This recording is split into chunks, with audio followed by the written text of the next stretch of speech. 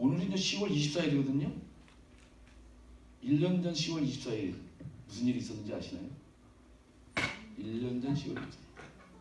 네? 1년 전 10월 24일, 2016년 10월 24일 날 아침 10시에 국회에서 박근혜 전 대통령의 시정연설이 있었습니다. 그 갑자기 개헌 카드를 들고 나왔죠. 자기 임기 내에 개헌 절대 안 하겠다고 하더니 개헌 카드를 들고 나왔습니다. 정치적으로 계속 위기에 몰리다 보니까 이 반전 카드로 개헌 카드를 들고 나온 거죠. 사실은 그 전날 먼저 개헌 카드를 들고 나온 사람이 있습니다. 손학규 씨죠. 손학규 씨는 뭘 할 때마다 뭐가 잘 안 돼요. 그래서 이제 개헌 카드를 들고 나왔고, 그 다음 날 10월 24일 날 오전에 박근혜 전 대통령이 회심의 카드, 개헌 카드를 들고 이 자기의 위기 상황을 돌파해 보려고, 상황을 바꿔보려고 개헌 카드를 꺼냈습니다. 그래서 진짜 하루 종일 개헌 카드, 개헌 얘기도 계속 얘기를 했어요. 개헌이라는 게 모든 이슈를 지금 먹는 블랙홀이라고 했었거든요. 그만큼 굉장히 중요한 문제죠. 그렇게 됐었는데, 그래서 박근혜 전 대통령의 그게 개헌 카드가 먹히나 보다 했는데, 그게 낮 시간 동안에만 그랬죠. 밤 8시에 JTBC에서 최순실 태블릿 PC를 폭로한 날입니다. 연설문을 보니까 박근혜 대통령의 연설문을 최순실이라는 사람이 다 받아서 다 쓰고 있었다. 전체 나중에 밝혀진 최순실, 박근혜 최순실 게이트의 안에서 이제 시작이 되는 거죠. 작은 부분밖에 폭로가 안 됐는데, 그때부터 이제 상황이 급반전하기 시작했습니다. 그래서 이게 정말 이거 심각한 상황이다 해가지고 부랴부랴 그 다음날 10월 25일 날 오후 3시에 대국민 사과를 1차 대국민 사과를 하게 됩니다. 근데 대국민 사과를 얼마나 잘했는지 국민들이 더 열받았습니다. 영장실을 제출했죠. 그래서 이제 그날에 그 주 29일이 토요일이었는데 그 첫 번째 촛불 집회가 시작이 되는 겁니다. 촛불 집회할 때 비가 막 내리고 있었는데 서울에서 총경원장에서 사람들이 얼마나 나올까 하는데 3만 명 이상이 나왔어요. 예상 밖으로. 그래서 근데 그 열기 자체가, 이 분노 이게 자체가 엄청난 거죠. 이게 나라냐 이런 피켓 들고 나오면서 사람들이 그랬습니다. 그 다음 날 2차는 11월 5일 날이었는데 그게 10배가 튀겨졌어요. 30만 명이 모였습니다. 그 다음에 100만 명이 쭉 이어지다가 200만 명이 넘어가고, 이렇게 하면서 우리 6개월 동안 촛불을 들고 박근혜 퇴진 투쟁을 전개했습니다. 그래서 박근혜를 실제로 끌어내렸죠. 바로 그 시작이 되는 날입니다. 10월 25일 날 대국민 사과를 발표했을 때 그때 우리는 어떤 상황이었냐면, 백남기 농민이 317일 동안 투병 생활을 하다가 서울대병원 중환자에서 사망했고, 그게 9월 25일이었거든요. 근데 이제 이 시신을 갖다가 압수하겠다, 압수해서 부검하겠다 이렇게 됐었잖아요. 그게 이제 압수수색 영장 종료하는 날이 10월 25일 자정이었거든요. 그러니까 요 하루 이틀 사이가 굉장히 긴박하게 돌아가는 이런 상황들이었었죠. 역사적인 그런 운명의 날이었던 것 같습니다. 1년 전 상당히 좀 암담했었는데, 그게 또 급반전해서 또 우리들의 힘으로 이런 촛불 집회, 촛불 시위 이런 걸 만들어냈어요. 외국에서 오시는 분들을 가끔 만나는데, 외국에서 오는 분들이 굉장히 놀라워하죠. 어떻게 그런 일이 가능하냐. 제일 놀라워하는 건 뭐냐면, 100만 명 이렇게 모이고 그러는데 어떻게 사고 하나 안 나고 어디 뭐 파괴되는 것도 없고 그런 거죠. 그죠? 100만 명이 모이는데 아무런 안전사고가 없었어요. 그리고 이제 정말 어떤 기물이 파손되거나 이런 것들이 하나도 없었죠. 외국에서 이렇게 시위 잘하는 나라들 이런 데도 보면은 보통 이제 시위 한 번 하면 자동차에 불 지르고 가게에 이렇게 부수고 약탈하고 이런 것들이 이어지거든요. 이 엄청나게 사람들 많이 모으면 이러진 않고 도리어 쓰레기까지 다 치우더라. 이런 것들을 보면서 굉장히 놀라웁니다. 놀라운데 그 다음에 이 또 외국인들이 궁금해하는 거는, 이게 과연 결실을 제대로 맺을 거냐. 대통령은 살아있는 권력인 대통령을 건자해서 끌어내긴 했는데 과연 그거를 더 진전시킬 수 있을 것이냐, 이런 게 되게 궁금해합니다. 일본 사람들 굉장히 부러워하죠. 이렇게 역동적인 한국의 그런 모습을 보면서요. 자, 그러면 그 촛불 시민혁명이라고도 얘기하는 그 촛불 집회 시위가 어떻게 가능했을까? 저는 몇 가지 계기를 한번 생각해 봅니다.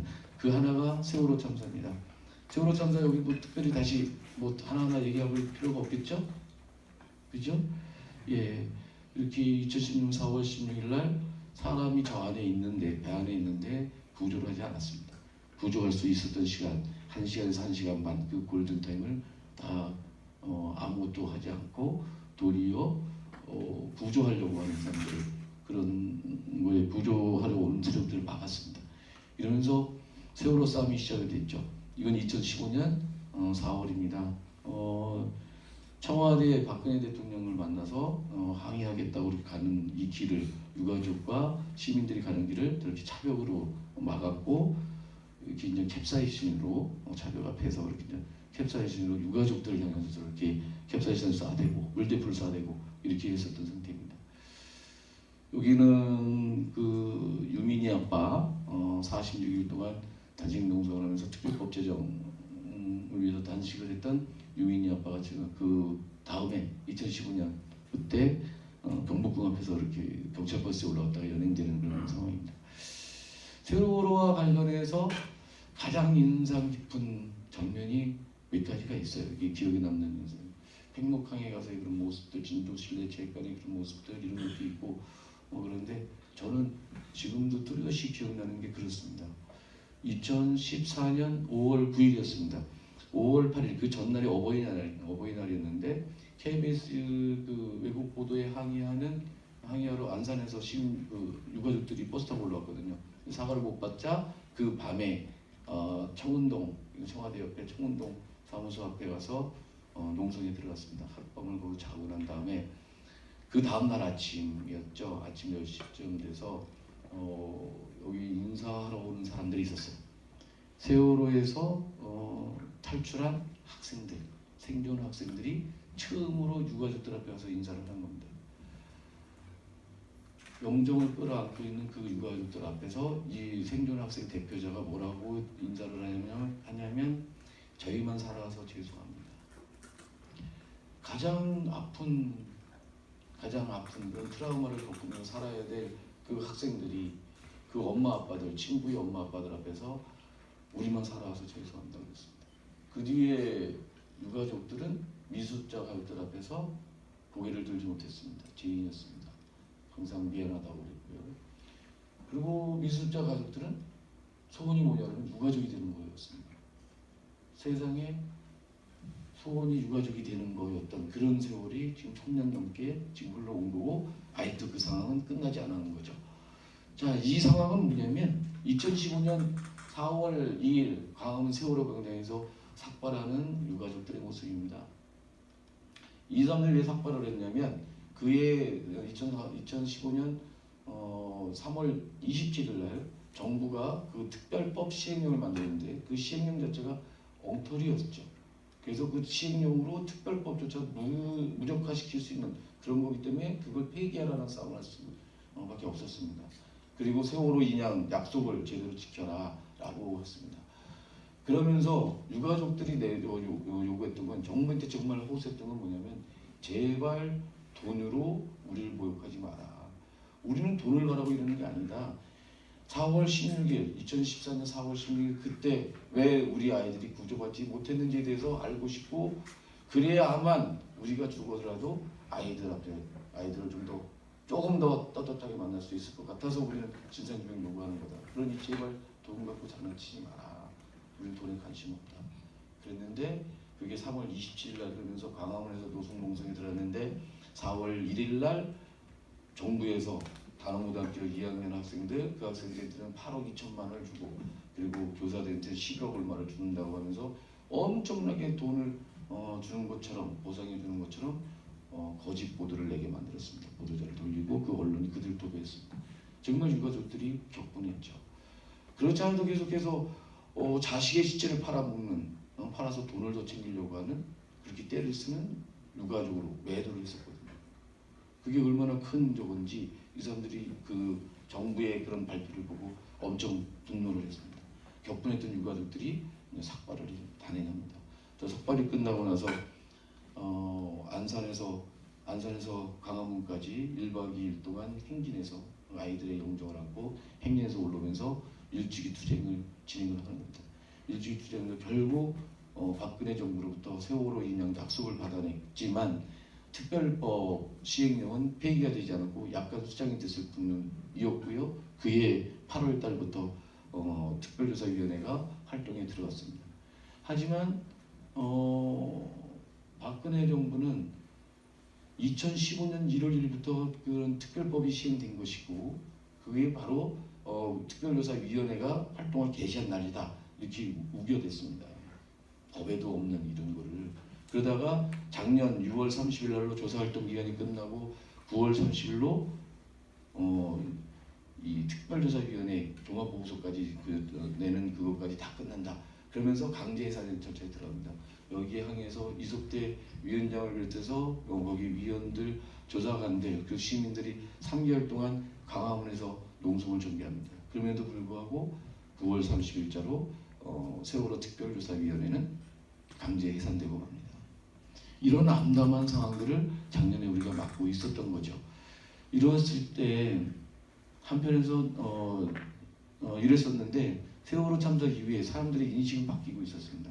요거는 강남역 10분 출구에서 있었던 여성 살해 사건에 대해서 항의하는 추모 포스트잇을 저기 붙여놓은 거죠. 이런 일도 있었고 여기서는 또 이제 9.26 참사라고 했고 1997년생 당시 만 19살 되던 청년이 그 스크린도 지하철 스크린도를 수리하다가 거기 진입하는 전철에 부딪혀가지고 그대로 사망하는 사건이 있었습니다. 9.26 참사라고 그러죠. 이런 사건이 있을 때 사람들이 한번 모이고서 흩어지는 것이 아니라 이것을 시민들의 힘으로 추모를 해내고 그리고 결국 그 정책들을 바꿔가게 만들었습니다. 곳곳에서 안전과 관련한 그런 운동들이 싹 트고 그런 인식들이 바뀌고 있는 상황에 있습니다. 자, 그리고 작년에 촛불이 타오르기 전에 먼저 촛불을 들었던 사람들이 있습니다. 이화여대 학생들이죠.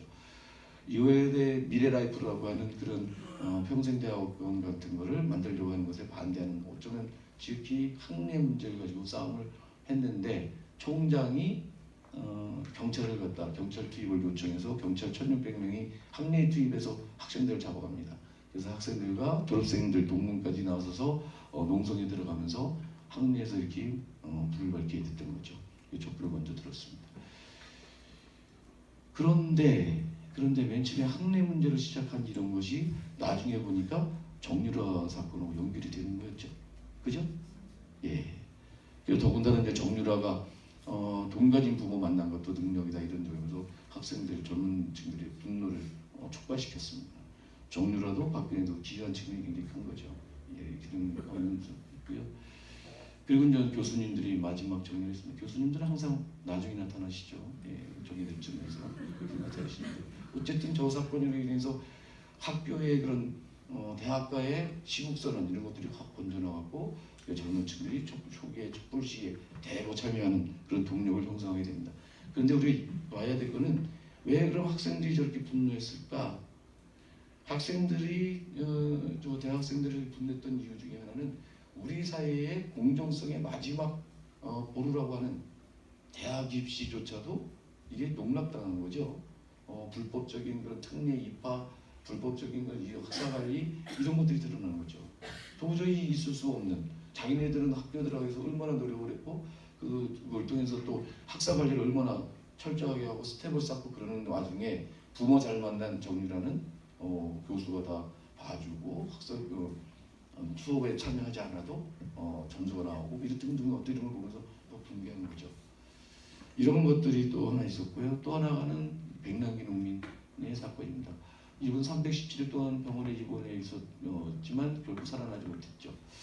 그리고 사과 한마디 받지 못했습니다. 백남기 농민의 큰딸 백도라 씨는 우리 백주 대낮에 우리 사람들이 다 보는 앞에서 공권력에서 우리 아버지가 죽었는데 우리는 왜 사과 한마디 받지 못하냐고 물었죠. 백남기 농민이 돌아가시는 9월 25일 날 이렇게 되자 사법경찰이 병원 안에 들어와서 은전에서 시신을 탈취하려고 했고 사망하자마자 경찰이 병원을 에워싸고 출입을 봉쇄하고 그러면서 언제라도 시신을 탈취하려고 했습니다. 여기에 맞서서 시민들이 한 달 동안 버티면서 싸워냈죠. 이런 끝에 촛불이 터진 거다. 그냥 터진 거 아니다. 아주 참담했던 그런 문제예요. 아까 이제 봤듯이 바로 1년 전 10월 24일 날 이제 상황들이 있는데 그 상황들이 올 때까지 먼저 사실은 TV조선에서 먼저 최순실 사건을 보도했었어요. 그래서 9월 20일 날 한겨레 신문이 이제 매일 그 집중 보도를 좀 해내고 이제 그렇습니다. 그러면서 최순실이라고 하는 실명 여태까지는 땡땡이었거든요. 이름을 쓰지 못해서 그냥 겁나서 그러다가 9월 20일 날 처음으로 한겨레 신문에서 최순실 실명 보도를 하면서 사건이 이제 커져가기 시작했습니다. 그리고 아까 말씀드렸듯이 이렇게 다급해진 박근혜는 국회에 가서 이렇게 개헌을 하겠다라고 이렇게 이제 발표를 했고, 하지만 그때 JTBC에서 이런 거를 폭로하게 됩니다. 이게 바로 1년 전이에요. 오늘 굉장히 역사적인 날이죠. 예. 근데 몇 번의 전 연설 중에 가장 인상 깊은 거 이러려고 대통령을 했나 사기전까지 듣나 이거 많이 인용했죠, 그죠? 예. 박근혜 대통령이 사과를 할 때마다 사람들이 더 열받아 했어요, 그죠? 저걸 가지고 또 조롱도 하고 그랬습니다. 이렇게 하면서 촛불 시위가 타올랐습니다. 이렇게 많은 사람들이 모였고요. 이렇게 이제 모이는 중에 우리가 이제 광화문에서 할 때 7시만 되면 소등을 했습니다. 촛불을 껐습니다. 촛불을 끄고 그때까지만 해도 세월호에서 돌아오지 못한 9명의 이름을 불렀습니다. 유수자 9명들 이름을 불렀고 박근혜 정부에서 억울한 사람들을 호명했습니다. 그리고 어둠은 빛을 이길 수 없다는 그런 노래를 부르고 행진에 나서 응원했습니다. 그죠? 예, 여기하고 이렇게 대비가 되죠. 근데 요즘에 보니까 저거 잘못한 거죠. 예? 7시 30분에 했어야 되는데. 세월호 참사가 나는 그 당일날 대통령이 사라진 7시간을 상징해서 우리가 오후 7시에 했는데 이번에 보니까 7시간 반이잖아요. 그죠? 그럼 7시간 반을 상징하려면 7시 반에 했어야 되는데 7시에 했어요. 저건 잘못된 거죠. 그런데 아직 정확하게 확인되지 않았지만 청와대나 이런 쪽에는 8시 35분경 사건 발생 이런 게 돼 있는 게 있어요. 자료에서 이런 것들이 확인이 돼요. 근데 왜 그랬는지 몰라요. 8시 35분이라 하면 그때 학생이 처음으로 119에 우리 배가 침몰하는 것 같아요 하고 119에 신고 첫 번째 신고했던 시간이 8시 52분이거든요. 근데 청와대나 이런데 아주 드물지만 8시 35분경 사건 발생 이렇게 되거든요. 왜 그럴까? 이런 이유에 밝혀야 될 겁니다. 자꾸 이런 것들이 있으니까 이제 이게 음모설 이런 것들이 막 생겨나는 거예요. 나중에 이제 특별조사위원회, 2기 특별조사위원회가 준비되고 있는데 2기 특별조사위원회가 밝혀지면 또 새로운 사실이 나타날 겁니다. 제가 보기에는 9시 반에도 보고를 못 받았고 10시에도 보고를 못 받았고 지시하거나 이런 거 없다. 당시에 박근혜 전 대통령은 보고받거나 지시하고 그럴 수 있는 상황이 전혀 아니었다. 이렇게 되는 게 아마 맞지 않을까 생각을 합니다. 프로포피를 맞았는지 뭐였는지 아마 그랬었던 것 같아요. 제대로 그런 정상적인 질문을 할 수 없는 그런 상태 아니었을까 생각합니다. 자, 그래서 이렇게 이제 하는 가운데 보면 여기에 이제 이순신 장군상이 있고 여기 천막이 있는데 여기 바로 세월호 광장입니다. 세월호 광장은 2014년 7월 14일 날 여기 광화문에 텐트를 쳤고 계속 저 농성 천막을 유지해 온 거죠. 그렇게 이렇게 한상균 민주총위원장은 3년형을 받고 지금 감옥살이 하고 있죠. 이 사람들은 지금 감옥에 가 있고요. 우리가 통계를 한번 요약을 해보면요. 2016년 10월 29일 1차 때 3만 명 모였고 그 다음에 30만 명, 100만 명 이렇게 하면서 2017년 5월 10일까지 23차례 동안 매주 저희가 촛불을 들었습니다. 그래서 연인은 1,700만 정도가 촛불 시위에 참여한 걸로 보입니다. 최다 인원이 참석했던 게 6차입니다. 그래서 12월 3일 그때 전국적으로 232만 명이 촛불 들고 나왔습니다. 이때가 언제냐면 그 다음 주 12월 9일 금요일 날 국회에서 탄핵소추안이 가결되기 바로 전주인 거죠. 그래서 가장 많이 있는 사람들이 촛불을 들고 나왔고 열기가 엄청나게 대단했던 거죠. 광화문 광장에 각 당 국회의원들이 지금의 자유한국당 국회의원들까지 다 나와서 상황을 좀 봤는데 야 이거 탄핵소추안 가결하지 않았다가는 폭동이 일어나겠다 이런 절박감 어떤 이런 것들을 느꼈었던 것 같아요. 그러면서 이제 12월 9일날 탄핵소추안이 국회에서 가결됐었고요. 이 박근혜 정권 퇴진 비상국민행동은 전국에 2,300여 개의 단체들이 모여서 만든다는 건데 이 비상국민행동은 한 게 뭐냐면 퇴진행동이라고 얘기하죠.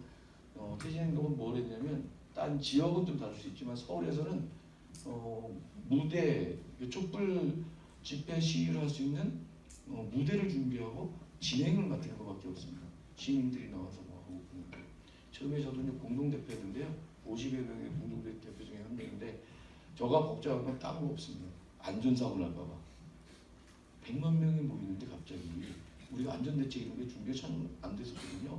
만약 한 사람이라도 발을 헛디디하고 넘어지거나 이러면 압사사고 날 수 있거든요. 근데 그런 사고 하나도 안 났어요. 만약에 거리에서 누가 날 밀치고 치고 어깨를 치고 가고 그러면 막 성질 내고 욕설도 하고 그럴 텐데 그걸 다 참아내더라고요. 다 참고 인내하고 뭐 이런 어떤 그런 모습들을 봤었고 그리고 이제 광장에서는 이런 혐오 발언이라든지 이런 부분들이 나올 수 없는 상황이었습니다.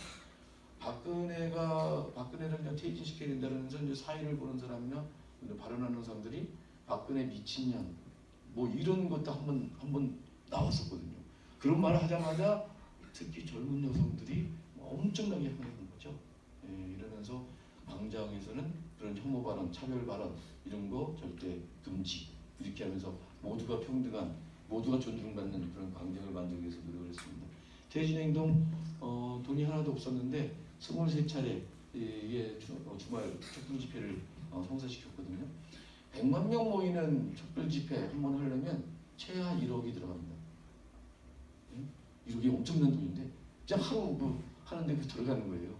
이게 엄청난 무대를 만들어야 되고 음향을 깔아야 되고 스크린을 설치해야 되고 그리고 그 촛불도 초도 사갖고 그것도 해야 되고 그리고 거기에 그 피켓도 만들어야 되잖아요. 이런 거 하면 뭐 1억이 훌쩍 넘어가버려요. 아마 전문 기획사나 이런 데다가 우리 맡겼으면 저게 10억짜리였을 거예요. 그리고 좀 아무리 잘 나가는 가수라 하더라도 10만 명 앞에서 노래해 본 적이 별로 없겠죠. 그죠? 10만 명 앞에서 노래한 적이 없죠. 근데 100만 명이 모여요. 이거 그러니까 그런 대형 가수들 이런 사람들이 너도나도 자기 세워달라고 퇴진행동에 와서 저 사람들 개런티 전혀 받지도 않고 서로 하겠다고 해가지고 우리가 그리고 정리하려고 굉장히 고생했었습니다. 돈도 하나도 없었는데 이 돈은 전부 다 시민들이 모금을 해서 모아준 겁니다. 40억 정도가 모였고 그 중에 32억 정도를 썼습니다. 지금 현재 7억 7천만 원 갖고 이후 백서 작업, 기록 작업, 진영 작업들 이런 것들을 전개하고 있는 상황이었습니다. 그런 과정에 박근혜 대통령에 대한 지지율은 폭락하기 시작했고 국정 지지율이 11월 달부터는 겨우 5%밖에 안 나오니까 여론조사 기관에서 무의미하다 해서 아예 12월 달 들어가서부터는 여론조사 자체를 하지 않았습니다. 그리고 탄핵에 대해서 찬성을 한 여론이 꾸준히 유지가 됐었던 거죠. 이러면서 이제 탄핵까지 이제 가게 됐는데요. 가장 감격스러웠던 때가 6차 촛불 집회 때인데요. 이게 12월 3일입니다. 이게 왜 적었냐면 여태까지 청와대, 여기가 청와대인데 청와대 앞에까지 가지 못했거든요. 근데 100m 앞까지 여기 드디어 진출한 겁니다. 조금씩 우리가 법률팀들이 저기 요구를 하면서 드디어 법원을 상대로 해서 이걸 요구하고 그러면서 싸워서 법적으로 싸워서 이걸 확보된 겁니다. 이때 세월호 유가족들이 행진대회 맨 앞에 있었는데 이 사람들이 여기 그 청와대 앞 100m까지 가면서 울어요. 2014년도에 그렇게 청운동 청와대 앞에서 농성하면서 수없이 청와대로 가려고 했을 때마다 계속 제지당하고 경찰의 폭력에 의해서 두들겨 맞고 주장하고 이렇게 그랬었는데 시민들과 함께 이렇게 가는 거죠. 결국 우리의 자유가 그만큼 더 확보되는 그런 과정을 우리가 밟아왔습니다. 민주주의가 성장한 거죠. 자, 이때 또 이런 것도 있었습니다. 광화문 개념충, 장수풍뎅이 연구회 같은 저는 가상단체 깃발들이 있었던 거죠. 하이하브라 뭐 이런 거. 그래서 이런 것들은 어디 존재하지 않는데 2008년도 촛불 집회에서는요 단체들이 깃발 들고 나온 거 다 내리라고 그랬어요. 시민들이. 그랬거든요. 그래서 단체 깃발을 못 들고 나왔는데 자기들이 이제 알아서 이제 단체 깃발을 들고 나오는 겁니다. 가상 단체 깃발이 무려 200여 개가 만들어졌더라. 그래서 이런 것들을 저기면서 그 작년에 시위판은 축제판이었어요. 예, 이런 게 이제 우리나라만 있는 게 아니라 다른 나라도 그렇습니다.